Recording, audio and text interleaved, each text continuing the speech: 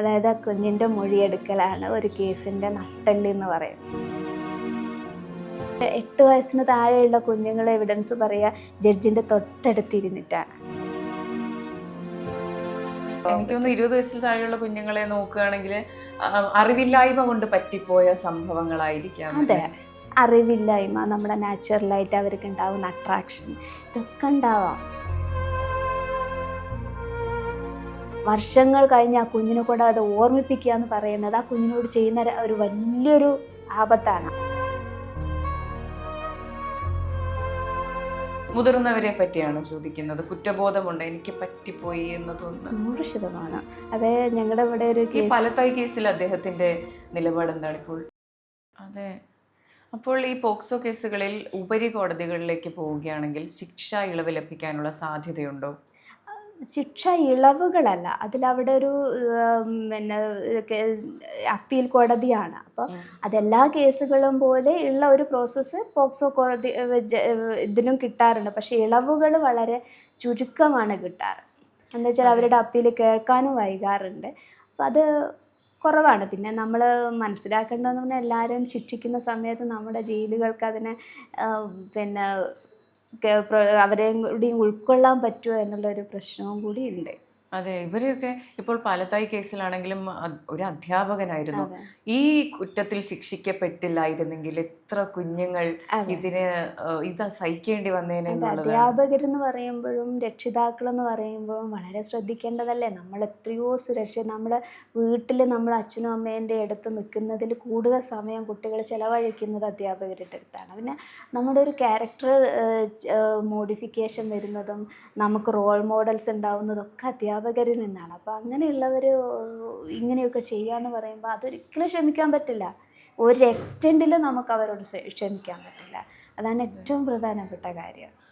അതെ, അപ്പോൾ ഈ അച്ഛൻ കുഞ്ഞുങ്ങളെ പീഡിപ്പിക്കുന്ന സംഭവങ്ങൾ പണ്ടൊക്കെ നമ്മൾ ഒറ്റപ്പെട്ട സംഭവങ്ങൾ എന്ന് പറയുമെങ്കിലും ഇപ്പോൾ മാഡത്തോട് സംസാരിക്കുമ്പോൾ എനിക്ക് തോന്നുന്നത് ഒറ്റപ്പെട്ട സംഭവങ്ങളല്ല ഇപ്പോൾ എന്ന്. ഇല്ല, ശിക്ഷിക്കുന്നത് കൂടാതെ തന്നെ ഗർഭിണിയാവുന്ന കുട്ടികളുണ്ട്. ഗർഭിണി ആയിക്കഴിഞ്ഞാൽ നമ്മൾ ആ സമയത്ത് ഈ ഗർഭിണിയാവുമ്പോൾ പോക്സോ കേസ് വരുന്നു, മറ്റു കാര്യങ്ങൾ അതിൻ്റെ പ്രോസസ്സൊക്കെ നടക്കുന്ന സമയത്ത് ഇവർക്ക് എന്തിൻ്റെ ആനുകൂല്യം കിട്ടുന്നതിൻ്റെ അബോർഷൻ്റെ കാര്യങ്ങളും ഇതൊക്കെ നമ്മൾ നിയമം ചെയ്തു കൊടുക്കുകയാണ്. പക്ഷേ ഇതിൻ്റെ എവിഡൻസിലേക്ക് വരുന്ന സമയത്ത് പ്രധാനമായിട്ട് നമ്മൾ മനസ്സിലാക്കേണ്ടത് ഇതുപോലെയുള്ള രക്ഷിതാക്കളുടെ ഭാര്യമാർക്കൊന്നും ഒരു സാമ്പത്തികമായിട്ട് ഒരു വരുമാനവും ഉണ്ടാവില്ല. പിന്നെ അവർ ഫോഴ്സ്ഫുള്ളി, ശരിക്കും പറഞ്ഞാൽ ഫോഴ്സ്ഫുള്ളി ദാരിദ്ര്യത്തിനെ ഭയന്ന്, മുന്നോട്ടുള്ള ജീവിതത്തിനെ ഭയന്ന് ഇയാൾ അനുസരിക്കേണ്ടി വരുന്ന ഒരവസ്ഥ വരികയാണ്. മെഡിക്കൽ എവിഡൻസ് പോലും, അതായത് DNA നമുക്ക് പോസിറ്റീവായി വന്ന കേസിൽ പോലും സബ്സ്റ്റാൻറ്റീവ് എവിഡൻസ്, അതായത് കുട്ടിയുടെ എവിഡൻസ് ഇല്ല എങ്കിൽ ശിക്ഷിക്കാൻ പറ്റാത്തൊരവസ്ഥയുണ്ട്. DNA എന്ന് പറയുന്നത് നമ്മുടെ ആ ഒരു ഭ്രൂണത്തിൻ്റെ റിസൾട്ട് വന്നാൽ പോലും ജുഡീഷ്യറിക്ക് അതിനെ ശിക്ഷിക്കാനുള്ള പരിമിതികൾ ഒരുപാടുണ്ട്. അപ്പോൾ നമ്മളവിടെ കാണുന്നത് നിസ്സഹായാവസ്ഥയാണ്. കുട്ടികളുടെ ആയാലും അമ്മമാരുടെയും നിസ്സഹായാവസ്ഥ നമ്മൾ കാണാറുണ്ട്. ഈ കുഞ്ഞുങ്ങൾക്കെല്ലാം കൗൺസിലിംഗ് പോലുള്ള സഹായം കൊടുക്കുന്നുണ്ടോ? അതെ, കൗൺസിലിങ്ങും കൊടുക്കുന്നുണ്ട്. പിന്നെ അതുപോലെ തന്നെ നമ്മുടെ വിക്ടിം കോമ്പൻസേഷൻ, ഇത് നമുക്ക് ഇതുവരെ പ്രാക്ടിക്കലായിട്ട് വരാത്തൊരു കാര്യം. ഇപ്പം വർഷങ്ങളായി DLSA അത് ഏറ്റെടുക്കുകയാണ്. നമ്മളൊരു പ്രതിയെ ശിക്ഷിക്കുന്നത് പോലെ തന്നെ ഈ കേസിൽ വിക്ടിമായി വരുന്ന കുട്ടികളെ നമ്മൾ പ്രൊട്ടക്റ്റ് ചെയ്യണം, അവർക്ക് വേണ്ട സാമ്പത്തിക സഹായങ്ങൾ നൽകിയിരിക്കണം. അപ്പോൾ അങ്ങനൊരു സഹായം കിട്ടുമ്പോഴാണ് കുടുംബം അവരെ പ്രൊട്ടക്റ്റ് ചെയ്യാൻ താല്പര്യപ്പെടുന്നുള്ളൂ. നമ്മൾ എന്തൊക്കെ പറഞ്ഞു കഴിഞ്ഞാലും അങ്ങനെ ഒരു സഹായം കിട്ടുമ്പോഴാണ് ഒരമ്മയ്ക്ക് ആ കുഞ്ഞിനെ കൈപിടിച്ച് നടത്താൻ പറ്റും. അവിടെ ഒരു സഹായമാണ് അവർക്ക് കിട്ടുന്നത്. അപ്പോൾ അങ്ങനെ ഒരു സാമ്പത്തിക സഹായം DLSAൻ്റെ വിക്ടിം കോമ്പൻസേഷൻ എന്ന് പറയുന്ന ഒരു ഹെഡിങ്ങിലേക്ക് വരികയാണ്. അപ്പോൾ അതിനിയും വികസിക്കേണ്ടിയിരിക്കുന്നു. അത് കൂടുതൽ ഇനിയും ഒരുപാട് മുന്നോട്ട് പോകേണ്ടതായിട്ടുണ്ട്. അതിൻ്റെ ഒരു ഫണ്ടിൻ്റെ കുറവ് മറ്റ് കാര്യങ്ങളൊക്കെ ഇപ്പം നിലവിലുണ്ട് എങ്കിലും അങ്ങനെ ഒരു സഹായം നമുക്ക് DLSA ഭാഗത്തുനിന്ന് കിട്ടുന്നുണ്ട്. അത് അത്യാവശ്യമാണ്. വിക്ടിമിനെയും കൂടെ നമ്മൾ പ്രൊട്ടക്റ്റ് ചെയ്യുന്നു. ഇവിടെ വരുന്ന സാക്ഷികൾക്ക് നമ്മൾ പൈസ കൊടുക്കുമ്പോൾ വിക്ടിമിന് എവിടെയെങ്കിലും എന്തെങ്കിലും സഹായം ഇതുവരെ കിട്ടിയിരുന്നില്ല. പക്ഷേ ഇപ്പോൾ അതും പരിഹരിക്കപ്പെട്ട് സാക്ഷികൾക്ക് പൈസ കൊടുക്കുക, അത് നമ്മളിപ്പോൾ വരുന്ന പിന്നെ ഗവൺമെൻറ് ഉദ്യോഗസ്ഥരാണ്, അവർക്ക് അതിൻ്റെതായ ഒരു ചെറിയ ചിലവിനെങ്കിലും പൈസ ഉണ്ടല്ലോ. അപ്പോൾ കുട്ടികളെ കാര്യം ആലോചിച്ച് നോക്കൂ. അതിനെയും കൊണ്ട് നടക്കേണ്ട അച്ഛന്മാരുടെ അവസ്ഥ ആലോചിച്ച് നോക്കും. അപ്പോൾ അവർക്കൊക്കെ ഈ ഒരു സഹായം വലിയ ഒരു കൈത്താങ്ങ് തന്നെയാണ്. അപ്പോൾ അത് ഒന്നും കൂടി നല്ല രീതിയിൽ എഫക്റ്റീവായിട്ട് നടത്തേണ്ടത് കൂടിയുണ്ട്. അതിൻ്റെ ഫണ്ടിൻ്റെ ഒരു വരുത്തും കൂടേണ്ട ഒരു സാഹചര്യമാണ് ഇപ്പോൾ ഉള്ളത്. അതെ, ഒരു കേസ് രജിസ്റ്റർ ചെയ്താൽ എത്ര കാലാവധിക്കുള്ളിൽ ഈ ശിക്ഷാ നടപടികൾ പൂർത്തിയാകും? അത് ഒരു കേസ് വന്നു കഴിഞ്ഞാൽ നമ്മുടെ ആ കോടതികളിൽ, ഇപ്പം ഞങ്ങളുടെയൊക്കെ ഇവിടെ കോടതികളിലൊക്കെ ഇപ്പം സ്പീഡിയായിട്ട് 2025 കേസ് പോലും എടുക്കാൻ തുടങ്ങി. പക്ഷേ ചില സ്ഥലങ്ങളിൽ ചിലപ്പോൾ ജഡ്ജസ് ഇല്ലാത്ത പ്രശ്നം വരും, അതുപോലെ തന്നെ കോടതിയിൽ സിറ്റിംഗ് ഇല്ലാത്തത് വരും. അങ്ങനെയൊക്കെ വരുന്ന സമയത്ത് ചില കേസുകൾ ഡിലേ ആവുന്നുണ്ട്. പക്ഷേ നിലവിൽ പെട്ടെന്ന് തന്നെ സ്പീഡിയായിട്ട്, അതിപ്പോൾ ഞങ്ങളിപ്പോൾ ഫാസ്റ്റ് ട്രാക്ക് സ്പെഷ്യൽ കോടതി എന്ന് പറയുന്ന സമയത്ത് അവിടെ ട്രയൽ മാത്രമേ നടക്കുന്നുള്ളൂ. അവിടെ ഒരു ബെയിലില്ല, ഒരു കോളിംഗ് വർക്ക്, അങ്ങനത്തെ കാര്യങ്ങളൊന്നുമില്ല. കേസ് വിളിക്കുന്നു, വിചാരണയിലേക്ക് പോകുന്നു. അപ്പോൾ വേറെ ഒന്നുമില്ല, പെട്ടെന്ന് തന്നെ സ്പീഡായിട്ട് ഡിസ്പോസ് ചെയ്യണം എന്നാണ് ഈ ഒരു സ്പെഷ്യൽ പോക്സോ കോടതിയുടെ ലക്ഷ്യം തന്നെ അത് തന്നെയാണ്. എന്താ വെച്ചാൽ നമ്മൾ ഒരു കുഞ്ഞിന് ഒരു ബുദ്ധിമുട്ടുണ്ടായി വർഷങ്ങൾ കഴിഞ്ഞ് ആ കുഞ്ഞിനെ കൊണ്ട് അത് ഓർമ്മിപ്പിക്കുക എന്ന് പറയുന്നത് ആ കുഞ്ഞിനോട് ചെയ്യുന്ന ഒരു വലിയൊരു ആപത്താണ്. അപ്പോൾ അത് ചില കുട്ടികൾക്ക് വലിയ ട്രോമയായിരിക്കും. ചില രക്ഷിതാക്കൾ നിങ്ങളെന്ത് പറഞ്ഞാലും ഞങ്ങൾ സമ്മതിക്കില്ല, ആ കുഞ്ഞിനെ കൊണ്ട് ഇനി ഞങ്ങൾ ഓർമ്മിപ്പിക്കില്ല, അതവർ കുട്ടീനെ കൊണ്ട് എങ്ങനെയെങ്കിലും അത് മറന്നു പോകട്ടെ എന്ന് വിചാരിക്കുന്ന രക്ഷിതാക്കളാണ്. അപ്പോൾ ഈ സ്പീഡി റെമഡി എന്ന് പറയുന്നത് ഫാസ്റ്റ് ട്രാക്ക് കോടതി പോക്സോയിൽ വരുന്നത്, ഇത്രയും കോടതികൾ വന്നതിൻ്റെ ലക്ഷ്യം അത് തന്നെയാണ്. ഈ പ്രൊസീജിയറിൻ്റെ ഏറ്റവും ബുദ്ധിമുട്ടുള്ള ഭാരമേറിയ ഭാഗം ഈ മൊഴിയെടുക്കുന്ന ഭാഗം തന്നെയാണല്ലേ? അതെ അതെ, അതായത് ആ കുഞ്ഞിൻ്റെ മൊഴിയെടുക്കലാണ് ഒരു കേസിൻ്റെ നട്ടെല്ല് എന്ന് പറയുന്നത്. അപ്പോൾ ആ കുഞ്ഞിനെ നമ്മൾ മാനസികമായിട്ടും അങ്ങനെ ഒരു സപ്പോർട്ട് ഉണ്ടെങ്കിൽ അവർ നമ്മളെ വിശ്വസിക്കണം. അതാണ് ഏറ്റവും പ്രധാനപ്പെട്ട. ഇപ്പം പോലീസിൽ അവർ വിശ്വസിച്ചിട്ടുണ്ടാവില്ല, പിന്നെ പരാതി കൊടുക്കുമ്പോൾ ടെൻഷൻ ഉണ്ടാവും, എല്ലാം ഉണ്ടാവും. പക്ഷേ കോടതിയിലേക്ക് വരുന്ന സമയത്ത് ആസ് എ പ്രോസിക്യൂട്ടർ നമ്മളെ ആ കുഞ്ഞ് വിശ്വസിക്കണം. നമ്മളെങ്ങനെയാണോ കുഞ്ഞിനോട് ഇൻട്രാക്ട് ചെയ്യുന്നത് അതിനനുസരിച്ചായിരിക്കും നമ്മൾ വിശ്വസിക്കുന്നത്. അപ്പോൾ എനിക്കൊരു വേറൊരു അനുഭവം എന്ന് പറയുന്ന ഒരു കുഞ്ഞു മോള് എന്ന് വെച്ചാൽ 5ാം ക്ലാസ് പഠിക്കുന്ന മോളാണ്. അമ്മ ഇവിടെ കൊണ്ടുവരുന്ന സമയത്ത് അവൾക്ക് ഈ കേസ് കൊടുത്തത് തന്നെ അവൾക്ക് ദേഷ്യമാണ്. ഈ അമ്മ കേസ് പറയണമെന്ന് പറഞ്ഞതുകൊണ്ടല്ലേ ഞാൻ കേസ് പറഞ്ഞത്, കേസും വന്നു, ഇനി എങ്ങനെയാണ് കോടതി അങ്ങനെയുള്ളൊരു ഒരു ട്രോമ കുഞ്ഞിന്. ഇതെങ്ങനെയാണ് അപ്പോൾ പുറത്തു വന്നത്? അമ്മയോട് പറയുന്നതാണോ? അമ്മയോട് പറയുന്നതാണ്. അപ്പം അങ്ങനെ വന്ന സമയത്ത് അമ്മ എന്തിനാ പോലീസിനോട് പറഞ്ഞുകൊണ്ടല്ലേ ഞാൻ കോടതിയിൽ വരാം, അപ്പം ഞാൻ പറയില്ല എന്ന് ഉറപ്പിച്ച് വീട്ടിൽ നിന്ന് ഇറങ്ങി വന്ന മോളാണ്. അപ്പം നമ്മളിവിടെ എത്തുന്ന സമയത്ത് അവളെ കൂളാക്കി അവളോട് കാര്യങ്ങളൊക്കെ പറഞ്ഞ് ഒരു പ്രശ്നമില്ല വാവേ എന്നൊക്കെ പറഞ്ഞ് ആ ഒരു സ്നേഹത്തോടു കൂടി അപ്പോൾ ജഡ്ജിൻ്റെ ആയാലും ആ ഒരു ഇതൊക്കെ ഉണ്ട്. അപ്പം അങ്ങനെ സത്യം പറഞ്ഞു കഴിഞ്ഞാൽ പിന്നെ ഒരു 8 വയസ്സിന് താഴെയുള്ള കുഞ്ഞുങ്ങളെ എവിഡൻസ് പറയുക ജഡ്ജിൻ്റെ തൊട്ടടുത്തിരുന്നിട്ടാണ്. എൻ്റെ വേറൊരു അനുഭവം എന്ന് പറയുന്ന ഒരു ദിവസം ഒരു കുഞ്ഞു മോള് വന്നിട്ട് ഇവളെ എവിഡൻസ് പറയണമെങ്കിൽ അവൾക്ക് പെണ്ണ് കൊടുക്കണം. പെണ്ണ് കൊടുക്കുമ്പോൾ ജഡ്ജിൻ്റെ സാരി ഇങ്ങനെ വെച്ചിട്ട് അവൾ ചിത്രം വരച്ചുകൊണ്ടാണ് ആ എവിഡൻസ് തീർത്തവൾ പറഞ്ഞത്. അത്രയും കുട്ടിത്തായിരുന്നു അവൾക്ക്. അപ്പോൾ ജഡ്ജി ഒന്നും പറഞ്ഞില്ല, സാരി മുഴുവൻ പോയെങ്കിലും മേഡം അത് അവൾ കഴിയുന്നത് വരെ ആ കുഞ്ഞിനോട് ചേർന്നത് അമ്മ എന്നുള്ള രീതിയിൽ ആ രീതിയിൽ തന്നെ ആ കുഞ്ഞിനെ കൊണ്ട് എവിഡൻസ് പറയിപ്പിച്ചിട്ടുണ്ട്. അപ്പോൾ അത് ഇതിൽ കൂടി ആ കുട്ടീനെ കടത്തി വിടുക. അത് ഞാനും ജുഡീഷ്യൽ ഓഫീസറും കോടതിയൊക്കെ അതിന് ബാധ്യസ്ഥരാണ്.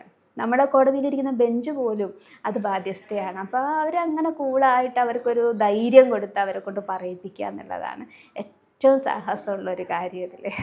അതെ. അപ്പോൾ ഈ കേസ് കഴിഞ്ഞ് പിന്നെയും ഫോളോ അപ്പുകൾ ഉണ്ടാവാറുണ്ടോ? കുഞ്ഞിൻ്റെ വെൽബീയിങ്, കുഞ്ഞ് പഠിക്കുന്നുണ്ടോ, കുഞ്ഞിന് എങ്ങനെ ഇരിക്കുന്നു എന്നുള്ള കാര്യങ്ങളെ പറ്റി അത് പേഴ്സണലി ചെയ്യുന്നതാണോ അതോ ലീഗൽ ഇതിൽ ഫ്രെയിംവർക്കിൽ അത് ഉണ്ടാകാറുണ്ടോ? ഇല്ല, അത് ജഡ്ജ്മെൻറ്റ് കഴിഞ്ഞു കഴിഞ്ഞാൽ ഫോളോ അപ്പ് ചെയ്യണം എന്നൊരു നിർബന്ധമൊന്നുമില്ല. പക്ഷേ നമ്മൾ അവരോട് കാര്യങ്ങൾ പറയും, ഇതിൽ പേരിൽ എന്തെങ്കിലും വന്നാൽ നിങ്ങൾക്ക് നിങ്ങളുടെ പോലീസ് സ്റ്റേഷനുമായിട്ട് ബന്ധപ്പെടാം എന്നൊക്കെയുള്ളൊരു ഡയറക്ഷൻ കൊടുക്കും. എന്നിരുന്നാലും ഒരു പോക്സോ കോടതിയിലെ പ്രോസിക്യൂട്ടർ അല്ലെങ്കിൽ പോക്സോ ഞങ്ങളുടെ ഒരു ഓഫീസ്, ഞങ്ങൾ ഇവിടുന്ന് പോകുന്ന ചില കുട്ടികളുണ്ട്, അവർ അനാഥരായിരിക്കാം. ചില സമയത്ത് അവർക്ക് അച്ഛനും അമ്മയും സംരക്ഷിക്കാനുണ്ടാവുക, ചില ആൾക്കാരുടെ പിന്നെ ഈ ബുദ്ധിമാനിയുള്ള അച്ഛനും അമ്മയായിരിക്കും. അങ്ങനെയുള്ള കുട്ടികളെ ഞങ്ങൾ കൃത്യമായിട്ട് പിന്നെ നമ്മുടെ DCP ഉണ്ട്, ചൈൽഡ് പ്രൊട്ടക്ഷൻ ഓഫീസർ, അവരോട് ഞങ്ങൾ പറയാറുണ്ട് നോക്കണമെന്നും. അതേപോലെ വരുന്ന പ്രതികളും ഉണ്ടാവാറുണ്ട്. നമുക്ക് വിക്ടിമിനോട് മാത്രമല്ല ഒരു ബാധ്യത. നമ്മുടെ കോടതിയിലേക്ക് വരുന്ന ചെറിയ അക്യൂസ്ഡുകളുണ്ട്, അതായത് 20 വയസ്സിന് താഴോട്ടുള്ള ചില പ്രതികൾ വരാറുണ്ട്. അപ്പോൾ അവരും കുട്ടികളാണ് നമ്മുടെ കണ്ണിൽ. അപ്പോൾ അവർ പിന്നെ ഏതെങ്കിലും കാരണത്തിൽ കേസിൽ നിന്നൊക്കെ വിട്ടുപോകാം, പക്ഷെ അവരെ പിന്നീട് ഇതുപോലൊരു കേസിലേക്ക് വരാതിരിക്കാൻ അവരുടെ വിദ്യാഭ്യാസം എങ്ങനെ, അവർക്ക് ജോലി കിട്ടിയോ, അങ്ങനെ നോക്കുന്ന ഒരു 4 കുട്ടികൾ ഇന്നും എൻ്റെ കൂടെ ഉണ്ട്. എന്ന് വെച്ചാൽ ഞങ്ങൾ തന്നെ കൊണ്ടുപോയി GTECലൊക്കെ ആയിട്ട് ചേർത്ത കുട്ടികളുണ്ട്. അപ്പോൾ അങ്ങനെയുള്ള മക്കളും ഈ ഒരു ഇതിൽ കൂടെ പോകുന്നവർ തന്നെയാണ്. അപ്പോൾ അവരെയും വീണ്ടും ഈ ഒരു പിന്നെ ഒഫൻസിലേക്ക് വരാതിരിക്കാൻ നമ്മൾ ശ്രദ്ധിക്കണം. നമ്മൾ വിക്ടിമിന് മാത്രമല്ല അക്യൂസ്ഡിനും ചില റൈറ്റുകളുണ്ട്, അതും പ്രൊട്ടക്ട് ചെയ്തുകൊണ്ട് തന്നെയാണ് നമുക്കിത് മുന്നോട്ട് കൊണ്ടുപോകാം. എനിക്ക് തോന്നുന്നു 20 വയസ്സിൽ താഴെയുള്ള കുഞ്ഞുങ്ങളെ നോക്കുകയാണെങ്കിൽ അറിവില്ലായ്മ കൊണ്ട് പറ്റിപ്പോയ സംഭവങ്ങളായിരിക്കാം. അതെ, അറിവില്ലായ്മ, നമ്മുടെ നാച്ചുറലായിട്ട് അവർക്ക് ഉണ്ടാകുന്ന അട്രാക്ഷൻ, ഇതൊക്കെ ഉണ്ടാവാം.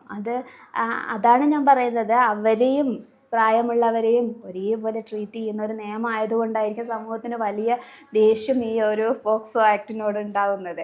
അപ്പോൾ അങ്ങനെയുള്ള കുട്ടികളെ ജുഡീഷ്യറി തന്നെ കണ്ടെത്തുകയും അവരവരുടേതായ പരിമിതികൾക്കുള്ളിൽ വെച്ചുകൊണ്ട് അവർക്ക് വേണ്ട സാഹചര്യങ്ങളൊക്കെ ചെയ്തു കൊടുക്കാറുണ്ട്. അതെ, കുറ്റബോധമുള്ള പ്രതികൾ ഉണ്ടാകാറുണ്ടോ? മുതിർന്നവരെ പറ്റിയാണ് ചോദിക്കുന്നത്. കുറ്റബോധമുണ്ട്, എനിക്ക് പറ്റിപ്പോയി എന്ന് തോന്നുന്നു. 100%. അതെ, ഞങ്ങളുടെ ഇവിടെ ഒരു ഈ പലതായി കേസിൽ അദ്ദേഹത്തിന്റെ നിലപാട് എന്താണ് ഇപ്പോൾ?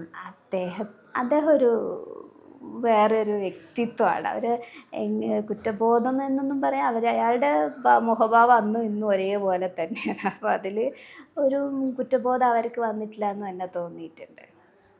പിന്നെയുള്ളത്, ഞങ്ങളുടെ ഇവിടെ ഒരു മാമൻ മരുമകളെ ഉപദ്രവിച്ചൊരു കേസുണ്ടായിരുന്നു. അപ്പോൾ കുറേ കാലം ഞങ്ങളിങ്ങനെ ഏതെങ്കിലും രീതിയിൽ തീരും അങ്ങനെയൊക്കെയുള്ളൊരു പ്രശ്നം, അങ്ങനെ കേസ് ഇങ്ങനെ നീണ്ടുപോകുമായിരുന്നു. അപ്പോൾ പെട്ടെന്ന് കോടതി എന്ത് ചെയ്തു, അതെടുത്ത് ഷെഡ്യൂൾ ചെയ്തു, അങ്ങനെ വിചാരണയ്ക്ക് വെച്ചു. വിചാരണയ്ക്ക് ഇപ്പോൾ ഇയാൾ വന്ന് നിൽക്കുമ്പോഴൊക്കെ ഞങ്ങൾക്ക് മനസ്സിലാവും ഇയാൾ ഭയങ്കര ധൈര്യത്തിലായിരുന്നു നിന്നത്. വിചാരണ തുടങ്ങുന്ന ദിവസം രാവിലെ ഇയാൾ സ്വന്തം വീട്ടിൽ നിന്ന് നല്ല കുഴമ്പൊക്കെ തേച്ച് കുളിച്ച് പിന്നെ നല്ല വെള്ളമൊക്കെ ചൂടാക്കി കുളിച്ച് അന്ന് അയാൾ ആത്മഹത്യ ചെയ്യുകയാണ്. അതാണ് കുറ്റബോധം എന്ന് പറയുന്നത്. അത് അങ്ങനെ കുറ്റബോധമുള്ള നമ്മൾ കാണാത്തൊരു വലിയ പ്രതികളായി വരുന്ന പല ആൾക്കാർക്കും ഇങ്ങനെ ഒരു അബദ്ധം പറ്റുന്നുണ്ട്. അപ്പോൾ ജീവൻ പോക്കുക എന്ന് പറയുന്നത്. അതുപോലെ തന്നെ വളരെ സങ്കടകരമായ വേറൊരു കാര്യം, ചില കുഞ്ഞുങ്ങൾക്ക്, അതായത് 20-23 വയസ്സുള്ള ചെറിയ ആൺകുട്ടികൾ, അവരെയും സംബന്ധിച്ചും നമ്മൾ സമൂഹവും വീട്ടുകാരും ആ കുട്ടിയുടെ കൂടെ നിന്നില്ല എങ്കിൽ വലിയ ആപത്തുകൾ നമ്മളെ മുൻകൂട്ടി കാണേണ്ടി വരും. അങ്ങനെ ഒരു ട്രയലിനെ ഫേസ് ചെയ്യാനൊരു പേടി നമ്മുടെ സമൂഹത്തിൽ നിന്ന് അവർക്ക് വേണ്ടാണ്ടുണ്ടാക്കി കൊടുക്കാറുണ്ട്. അപ്പോൾ അവർക്ക് കിട്ടേണ്ട ചില ആനുകൂല്യങ്ങളൊക്കെ കോടതിയിൽ നിന്ന് കിട്ടാം. അത് അവരെ പറഞ്ഞ് മനസ്സിലാക്കി അവരെ ഇതിനൊന്ന് ഫേസ് ചെയ്യാൻ അവരെ തയ്യാറാക്കേണ്ടതും സമൂഹത്തിൻ്റെ ഒരു ബാധ്യത തന്നെയാണ്. അപ്പോൾ സമൂഹം പലപ്പോഴും ആ കുട്ടീനെ ഒരു പ്രതിസ്ഥാനത്ത് തന്നെ കാണുകയും ആ കുട്ടിക്ക് അത് സഹിക്കാൻ പറ്റാത്തൊരവസ്ഥ വരികയൊക്കെ ചെയ്യുന്നത് സ്വാഭാവികമാണ്. അങ്ങനെ വന്ന കേസുകളും ഉണ്ട്. ഇപ്പോൾ ഒരു 15 വയസ്സിൽ താഴെയുള്ള 2 കുട്ടികൾ, ഒരു പെൺകുട്ടി ഒരു ആൺകുട്ടിയും പ്രണയത്തിലാവുന്നു, അവർ തമ്മിൽ ശാരീരിക ബന്ധത്തിൽ ഏർപ്പെടുന്നു. പോക്സോ പരിധിയാണ്. അപ്പോൾ ആരുടെ പേരിലായിരിക്കും ഈ കേസ് മുന്നോട്ട് പോവുക? അങ്ങനെ വരുന്ന സമയത്ത് അത്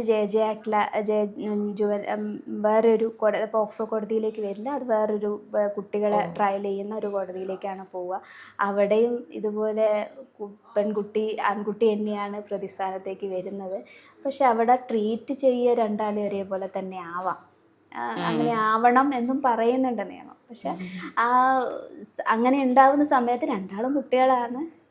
അപ്പോൾ രണ്ടുപേരെയും ശിക്ഷിക്കുന്ന രണ്ടുപേരെ ശിക്ഷിക്കില്ല. അപ്പോൾ അവിടെ ഒരാൾ ചെയ്യുന്നു, അതിൻ്റെ ഒരു ആഫ്റ്റർ എഫക്റ്റ് ഒരു കുട്ടിക്ക് ഉണ്ടാവുന്ന, ആ കുട്ടിക്ക് എപ്പോഴാണോ നോ എന്ന്, അല്ലെങ്കിൽ അവൾക്കത് ഇഷ്ടപ്പെടാത്ത സമയത്താണ് അവിടെ ഒരു പരാതി പറയുന്നത്.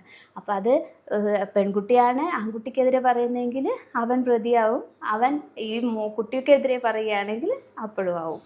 പിന്നെ ഉള്ളതെന്ന് പറയുന്നത്, നമ്മൾ പ്രഗ്നൻ്റ് ആയി പോയി കഴിഞ്ഞാൽ ഡോക്ടറെ അടുത്ത് പോകുന്ന സമയത്ത് നമ്മൾ ആരും പ്രതീക്ഷിക്കാതെ നമുക്കത് കേസാക്കുക, അതല്ല വേറൊരു രക്ഷയുണ്ടാവില്ല. അപ്പം അത് സ്വാഭാവികമാണ്. അപ്പോൾ അവിടെ ഈ പോക്സോ അത് ഈ നമ്മുടെ കോടതിയിൽ വരില്ല, അത് വേറെ ഒരു രീതി തന്നെയാണ്. അത് പോക്സോ ആക്ട് തന്നെയായിരിക്കും. ആ രീതിയിൽ തന്നെയാണ് ട്രയൽ നടത്തുക. അതെ. അപ്പോൾ ഈ കേസുമായി മുന്നോട്ട് പോകുന്ന കുട്ടികൾ പിന്നീട് സമൂഹത്തിൽ എനിക്ക് ബുദ്ധിമുട്ടുണ്ടാകുന്നുണ്ട്, എന്നെ ആ കണ്ണുകളൂടെ ആൾക്കാർ നോക്കുന്നുണ്ട് എന്ന് പറഞ്ഞു വരാറുണ്ടോ? അങ്ങനെ വരാറുണ്ട്. അങ്ങനെ വരുന്ന സമയത്താണ് നമ്മുടെ പോലീസിൻ്റെ ഒരു വലിയൊരു സപ്പോർട്ട് ആ കുട്ടികൾക്ക് കിട്ടാറുണ്ട്. അപ്പോൾ അങ്ങനെ പ്രത്യേകിച്ച് ഇങ്ങനെയൊക്കെ കേസൊക്കെ നടന്ന് പിന്നെ സ്കൂളിൽ പോകുന്ന സമയത്ത് നമ്മുടെ പ്രതിയുടെ ഏതെങ്കിലും റിലേറ്റീവ്സ്, സുഹൃത്തുക്കളൊക്കെ കുട്ടീനോട് നേരിട്ടോ നീ ഇപ്പം ഇത്രയൊക്കെ ആയിട്ട് നിനക്കിപ്പോൾ എന്തായി എന്നൊക്കെയുള്ള രീതിയിലൊക്കെ വരും. ആ സമയത്ത് നല്ല രീതിയിൽ പോലീസ് ഇടപെടാറുണ്ട്. പിന്നെ അവർക്ക് വേണ്ട പ്രൊട്ടക്ഷനും മറ്റു കാര്യങ്ങളൊക്കെ അവർ കൊടുത്തിരിക്കണം. അപ്പോൾ അത് അവരുടെ ഒരു ഫോളോ അപ്പിൻ്റെ ഒരു ഭാഗം കൂടി തന്നെയാണ്. അങ്ങനെ വരുന്ന കുട്ടികൾ വളരെ അപൂർവമാണ്. നമ്മുടെ ഈ പ്രദേശങ്ങളിലൊന്നും അങ്ങനെ നടക്കാറില്ല. എന്താ വെച്ചാൽ ഇങ്ങനെയൊരു പ്രോസസ്സ്, പോക്സോൻ്റെ ആ പ്രോസസ്സ് കൂടി കയറി വരുന്ന ഒരു പ്രതിയും പിന്നെ തിരിച്ചു പോവില്ല. അവർക്കറിയാം ഇതിൻ്റെ എന്തൊക്കെ അതിൻ്റെ ഒരു പ്രശ്നങ്ങൾ ഉണ്ടാവും എന്ന് അവർക്ക് അറിയുന്നതുകൊണ്ട് അവർ തിരിച്ചു പോവില്ല.